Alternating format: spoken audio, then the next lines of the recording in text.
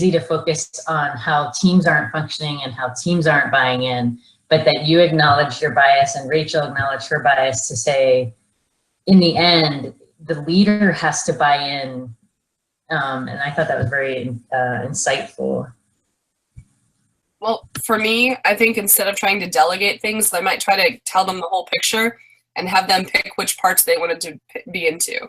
Because I tried to, set it up so it would function, but then it turned out it might function a little differently had I had a different buy-in. So getting more of their feedback would have... Important point. And I think that in general, when you're running these, especially unless you're the chief operating officer or the chief of QI or the chief of medicine, a lot of the buy-in comes first term where you're talking and negotiating and developing the plan with your team. And you guys all had varied ability to do that. In some sites, there was no functional team and you were just lucky to be there kind of scene.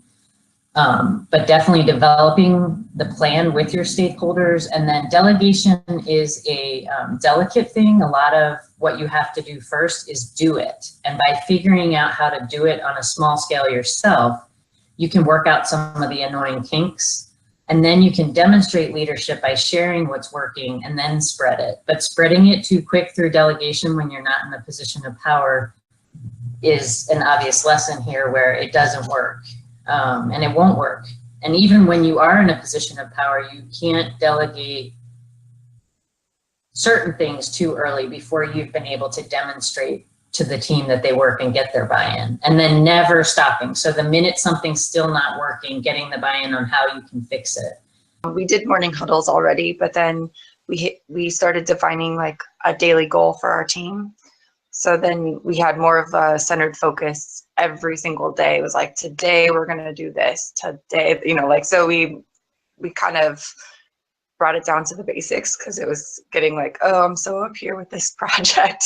And it was kind of like bringing it back down for them. So that was helpful for us. And then I ended up putting it on my, that SBAR assignment. It kind of carried forward. So I think it's going to be a good thing for us.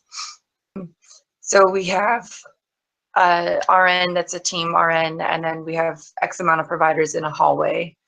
And then she'll run the huddle, and it kind of goes over like a brief of what staffing, who's there in the morning, what kind of appointments we have, if we have procedures, if everything's correctly booked, and who's absent, kind of like assignments of where people go. So it's just like an overall kind of a quick meeting. It's like 5-10 minutes at the most.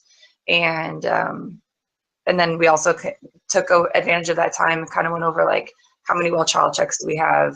And then is this person's late for colonoscopy? This person needs a mammo. So we kind of like went through pre-screening charts, and these people need their lipids level drawn, and I added it to theirs.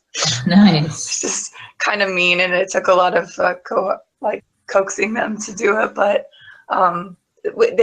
there's a place already built into our record system to put it. They just weren't putting it there. So it was just trying to get them to do it. And yeah, we did a lot of bribing, so.